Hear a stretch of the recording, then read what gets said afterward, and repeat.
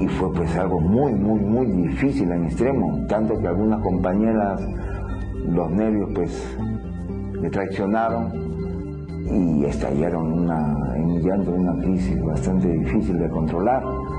Pero es que el momento definitivo estuvo muy cerca. Entonces los paramos, pero las piernas no respondían porque los nervios, ¿no? Entonces te pones totalmente tensa y no puedes caminar. Y el soldado un poco arrastrándonos, ¿no? Pero corren, les digo que corren. Y en eso sonó la segunda bomba, ¿no? Como un cohete y luego la explosión. Él durmió también en un hueco de zorro, donde dormían los soldados. Él durmió con los soldados ahí en el hueco de zorro.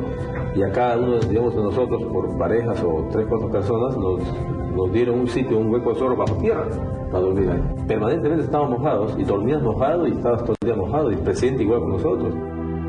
Pero yo recuerdo con particular impresión cuando nos cruzamos con el primer soldado muerto que veíamos nosotros ahí. El presidente comentó a un pequeño grupo que estábamos, no más de 2 o 3 personas que estábamos próximos a él. ¿Han visto ustedes esto? No podemos permitir que esto vuelva a suceder. La paz no tiene precio y por la paz cualquier sacrificio se justifica. Y ahí está la gente que cayó. Yo creo que para ellos el homenaje, ¿no? De que no solo tuvieron la valentía física, sino también moral de poder enfrentar una situación en esas condiciones. Quienes estaban en el campo de batalla eran los chicos, los que menos tienen, de repente la gente que uno puede ver muy de lejos aquí, ¿no? En los pueblos jóvenes o en los asentamientos humanos. No va a pelear un chico que vive en Chacaría, que vive en Monterrico, en San Isidro. O sea, esas caras no fueron las que yo vi ahí. Entonces hay que pensar muy bien antes de decir, no, eso no fue innecesario, porque se fueron allá, ¿no? Pero sabíamos que ellos estaban ahí hace un mes y probablemente se tenían que quedar otro mes o hasta que eso acabe. Y que eso era una guerra donde se moría gente de verdad, o sea, no era el simple titular del periódico donde tú veías que derribaron un avión o cayó gente ecuatoriana o cayó gente peruana. No, la guerra eran seres humanos muriéndose. Él, cuando sale de la zona de conflicto, ya él sale convencido y decidido que tiene que firmar la paz con el Ecuador. Y estoy seguro que si el presidente hubiera tenido que hacer ese viaje 1.000.000 de veces, o los que lo acompañamos, lo hubiéramos hecho siempre. Había que agotar todas las posibilidades de diálogo para evitar la irreparable catástrofe de un conflicto generalizado. Y mientras el primer mandatario se arriesgaba a permanecer en la zona de combate, dirigía al mismo tiempo otra batalla no menos reñida y tenaz que tenía lugar a muchos kilómetros de allí, en la mesa de negociaciones.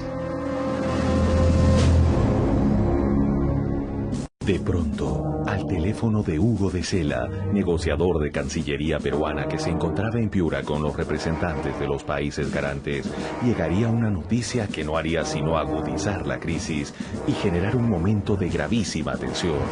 Una posición muy cercana al emplazamiento donde el presidente acampaba en la frontera había sido blanco de un sostenido ataque por parte de la artillería ecuatoriana. Fue uno de los momentos más dramáticos del conflicto. Mientras el presidente y su comitiva sufrían ese ataque, el canciller Efraín Goldenberg tuvo entonces que enviar un serio mensaje al gobierno del Ecuador. A pesar de la hora, logré hablar con un muy alto funcionario de la Cancillería Argentina y los combinamos para que, en realidad, les pedimos que combinen ellos al gobierno ecuatoriano para suspender ese ataque, amenazándolos con alguna respuesta contundente en caso de que no lo hiciesen. Mientras tanto, las negociaciones no cesaban. Ambos países desplegaban todos sus esfuerzos para impedir una guerra total. Perú declaró esta noche un cese al fuego unilateral en el conflicto armado que desde hace 19 días mantiene con Ecuador en su frontera común. Y en cumplimiento estricto de la política peruana de no aspirar un centímetro de suelo ecuatoriano, el gobierno ha ordenado el alto al fuego unilateral a partir de mañana. de televisión ecuatorianos están dando lectura al comunicado emitido por el Ministerio de Relaciones Exteriores en Lima, por el cual el Perú decreta unilateralmente el cese al fuego. Perú anuncia un alto el fuego unilateral e invita a los observadores internacionales a verificar su cumplimiento. Manifestando nuestra vocación permanente de paz, declaramos unilateralmente un cese de las hostilidades a partir de las 12 horas del día de mañana, martes 14 de febrero. Logrado el cese del fuego, los países garantes reúnen en Río de Janeiro al Perú y al Ecuador para detener el conflicto.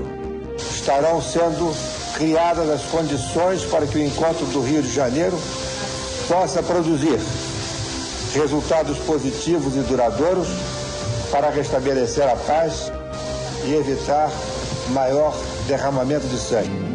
La delegación peruana es encabezada por el vicecanciller Eduardo Ponce, que llega con indicaciones precisas y un firme propósito: detener el conflicto. Aquí nos recibieron el secretario general de Itamaraty, el embajador Dorrego Barros y los altos representantes de los países garantes. Los periodistas se arremolinaban por allá en la escalinata del palacio. Durmieron en el suelo.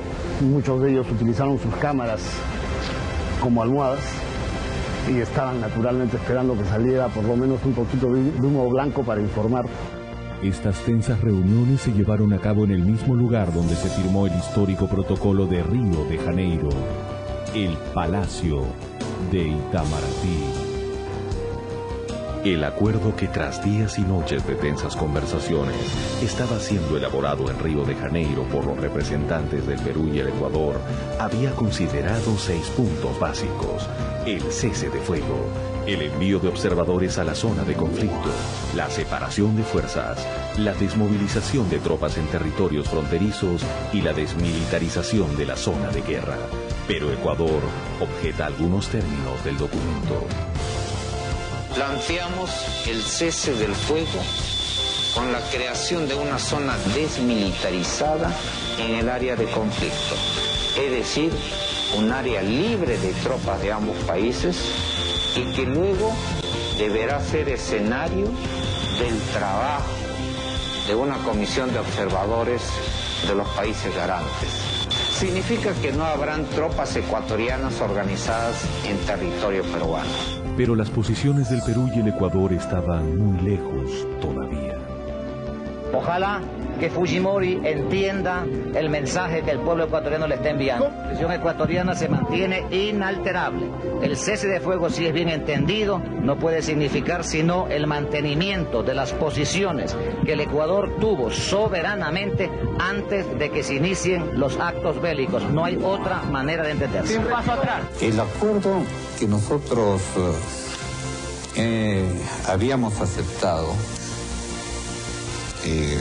y negociado con los 4 países garantes e incluso con el vicecanciller ecuatoriano, y que estábamos a punto de suscribirlo, consistía básicamente en este concepto: que se separen las fuerzas que están enganchadas en guerra y, a propuesta nuestra y de acuerdo al protocolo de Río, desmilitarizar una cierta zona.